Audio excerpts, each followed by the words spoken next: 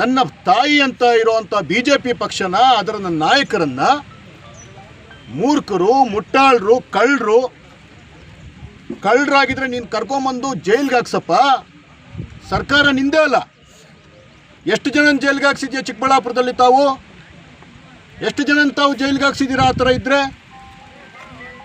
ನೀವು ಇದಕ್ಕೆ ಮೊದಲು ಶಾಸಕರಾಗಕ್ಕೆ ಮೊದಲು ನೂರಾರು ಬಾರಿ ಏನು ತಾವೊಂದು ಹೋರಾಟ ಮಾಡಿದ್ದೀರಾ, ಜನಗಳ ಗಮನಕ್ಕೆ ತಂದಿದ್ರಿ. 3ನೇ ಹಂತದ ನೀರಿನ ಶುದ್ಧೀಕರಣ ಆಗಬೇಕು, ಇಲ್ಲಾಂದರೆ ಕಿಡ್ನಿಗಳು ಫೇಲ್ ಆಗುತ್ತೆ, ಕ್ಯಾನ್ಸರ್ ಬರುತ್ತೆ. ನಿಜಕ್ಕೂ ನಾವೆಲ್ಲ ಪ್ರಭಾವಿತರಾಗಿದ್ದು ನಿಮ್ಮ ವಿಡಿಯೋ ನೋಡಿ. ಇವತ್ತು ಸಂವಿಧಾನದತ್ತ ಅಧಿಕಾರ ಇದೆ ನಿಮಗೆ.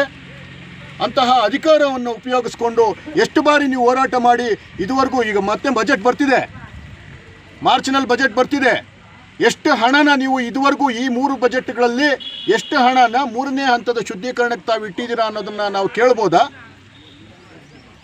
ನೀವು ನಿಮ್ಮ ಕೆಲಸ ಮಾಡಿ, ನಿಮ್ಮ ದೊಡ್ಡತನ ತೋರಿಸಿ, ನಿಮ್ಮ ಏನು ಒಂದು ಆಚಾರವಿಲ್ಲದ ನಾಲಿಗೆ ಅಂತ ಏನು ಹೇಳ್ತಾರೆ ಅದನ್ನು ನೀವು ತೋರಿಸ್ಕೊಂಡು ಏನೋ ದೊಡ್ಡ ಆಗೋದು ಬೇಡ.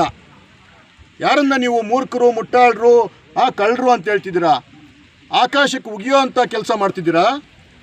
ಆಕಾಶಕ್ಕೆ ಉಗಿದ್ರೆ ಏನಾಗುತ್ತೆ ಅನ್ನೋದು ತಮಗೆ ಗೊತ್ತಿದೆ. ತಾವು ಒಬ್ಬ ಟೀಚರ್ ಇದ್ದೀರಾ, ನಿಮ್ಮ ಹತ್ರ ಎಷ್ಟೋ ಜನ ಮಕ್ಕಳು ಮೋಟಿವೇಶನಲ್ ಸ್ಪೀಕರ್ ಇದ್ದೀರ. ತಾವು ತಮ್ಮ ಮಾತನ್ನು ತುಂಬ ಯುವಕ ಜನತೆ ಅಬ್ಸರ್ವ್ ಮಾಡ್ತಿರ್ತದೆ. ನೀವು ಯುವಕರು, ನೀವು ಮುಟ್ಟಾಳರು ಅಂತಂದರೆ ಅದನ್ನು ನೆಕ್ಸ್ಟ್ ಲೆವೆಲ್ಗೆ ಮಾತಾಡ್ತಾರೆ ಬೇರೆ ಯುವಕರು ನಿಮ್ಮನ್ನು ಫಾಲೋ ಮಾಡೋ ಅಂಥವ್ರು. ಸರ್ ಅವ್ರು ಹೇಳಿದ್ದು ಸಂಸದರು ಸಾಕೋಟೆ ಕಾರ್ವೋ ವಾಟರ್ ಪ್ಯೂರಿಫೈರ್ಸ್ ಅಂತ ಹೇಳ್ಬಿಟ್ಟು ಹೋಲ್ಸೇಲ್ ದರದಲ್ಲಿ ಚಿಕ್ಕಬಳ್ಳಾಪುರದಲ್ಲಿ ಪ್ರಪ್ರಥಮ ಬಾರಿಗೆ 5,500ಕ್ಕೆ ವಾಟರ್ ಪ್ಯೂರಿಫೈರ್ ಲಭ್ಯ ಇದೆ.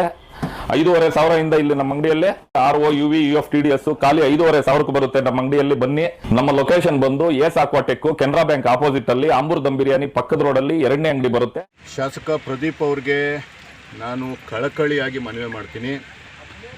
ನಮ್ಮ ಊರಿನ ನನ್ನ ಸಹೋದರ ಇದ್ದೀರಾ, ನೀವು ಕಿರಿಯ ಸಹೋದರ ಇದ್ದೀರಾ. ಯಾವುದೇ ಬ್ಯಾಕ್ಗ್ರೌಂಡ್ ಇಲ್ದಿರ ತಾವು ಬಂದು ಸಾಧನೆ ಮಾಡಿದ್ದು ಇಡೀ ಕರ್ನಾಟಕಕ್ಕೆ ಒಂದು ಮಾದರಿ. ಅಂತಹ ಒಂದು ಸಾಧನೆ ಮಾಡಿದಂತಹ ತಾವು ಸುಮಾರು 3 ವರ್ಷಗಳಾಗ್ತಾ ಬಂತು. ಏನು ತಾವು ಮಾತನ್ನು ಹೇಳಿ ಜನಗಳಲ್ಲಿ ಒಂದು ಉತ್ಸಾಹ ಮೂಡಿಸಿ ಏನೋ ಒಂದು ಬದಲಾವಣೆ ತರಬೇಕು ಅಂಥೇಳಿ ಏನು ತಾವು ಈ ರಾಜಕೀಯಕ್ಕೆ ಬಂದ್ರಿ, ಶಾಸಕರಾದ್ರಿ. ಅದು ನಿಮ್ಮೊಬ್ಬರ ಸಾಧನೆ ಅಲ್ಲ. ಆವತ್ತು ಒಂದು ದೊಡ್ಡ ಶಕ್ತಿಯಾಗಿ ಬೆಳೆದಿದ್ದಂತಹ ಸುಧಾಕರ್ ಅವರು ಚಿಕ್ಕಬಳ್ಳಾಪುರಕ್ಕೆ ಹಲವಾರು ಅಭಿವೃದ್ಧಿ ಕಾರ್ಯಗಳನ್ನು ತಮ್ಮದೇ ರೀತಿಯಲ್ಲಿ ಮಾಡಿದರು. ಅಭಿವೃದ್ಧಿಯ ಹರಿಕಾರ ಅಂತ ಅನ್ಸ್ಕೊಂಡಿದ್ರು. ಆದರೆ ಕಾರಣಾಂತರಗಳಿಂದ ಆಡಳಿತ ವಿರೋಧಿ ಅಲೆ ಒಂದಿತ್ತು. ಜೊತೆಗೆ ಚಿಕ್ಕಬಳ್ಳಾಪುರದ ಜನ ತುಂಬ ಪ್ರಬುದ್ಧರು ಇರೋದ್ರಿಂದ ಬೇರೆ ಬೇರೆ ಕಾರಣಗಳಿಗೆ ತಮಗೆ ಯಾವುದೇ ಒಂದು ಬ್ಯಾಕ್ಗ್ರೌಂಡ್ ಇಲ್ಲದೇ ಇದ್ದರೂ ಸಹ ನೀವು ಆಡಿದಂತಹ ಮಾತನ್ನು ಗಮನಿಸಿ ನೀವು ಚಿಕ್ಕಬಳ್ಳಾಪುರಿಗೆ ಒಂದು ಹೊಸ ದಿಕ್ಸೂಚಿ ಆಗ್ಬೋದು ಅಂಥೇಳಿ ನಿಮ್ಮನ್ನು ಆಯ್ಕೆ ಮಾಡಿದ್ರು. ಈ ಆಯ್ಕೆ ಮಾಡೋದಕ್ಕೆ ನಿಮ್ಮ ಮಾತು ಮಾತ್ರ ಅಲ್ಲ, ಚಿಕ್ಕಬಳ್ಳಾಪುರದಲ್ಲಿ ಹಲವು ಕಾರಣಗಳಿತ್ತು ನಿಮ್ಮನ್ನು ಆಯ್ಕೆ ಮಾಡೋದಕ್ಕೆ. ಜೊತೆಗೆ ಕಾಂಗ್ರೆಸ್ನ ಗ್ಯಾರಂಟಿ ಭಾಗ್ಯಗಳು ಅಂತ ಏನು ಹೇಳಿದ್ರು ಜನ, ಅದಕ್ಕೂ ಸಹ ಮರಳಾಗಿ ಈ ಥರದ್ದೇನೋ ಒಂದು ಒಳ್ಳೆಯದಾಗಬೇಕು ಅಂಥೇಳಿ ಕಾಂಗ್ರೆಸ್ ಪಕ್ಷಕ್ಕೆ ಓಟ್ ಕೊಟ್ಟಿದ್ದು ಸಹ ಉಂಟು. ಈ ರೀತಿ ಹಲವು ಕಾರಣಗಳಿಗೆ ಇವತ್ತು ತಾವು ಶಾಸಕರಾಗಿದ್ದೀರಾ. ದಯವಿಟ್ಟು ನೀವು ಕೊಡ್ತಾ ಇರುವಂತಹ ಏನು ಅಮ್ಮ ಆಂಬ್ಯುಲೆನ್ಸ್ ಬಗ್ಗೆ ಇರ್ಬೋದು, ತಾವು ಏನು ಹೇಳ್ತಾ ಇರ್ತೀರಾ ಯಾವಾಗಲೂ, ಏನು ನಾವು ಸ್ಕಾಲರ್ಶಿಪ್ಸ್ ಕೊಡ್ತಿರ್ತೀವಿ, ಮಕ್ಕಳಿಗೆ ಬಟ್ಟೆ ಕೊಡ್ತಿರ್ತೀವಿ, ಎಲ್ಲದಕ್ಕೂ ನಮಗೆ ಹೆಮ್ಮೆ ಇದೆ. ಅದೆಲ್ಲ ನಿಮ್ಮ ವೈಯಕ್ತಿಕ ಆಯಿತು.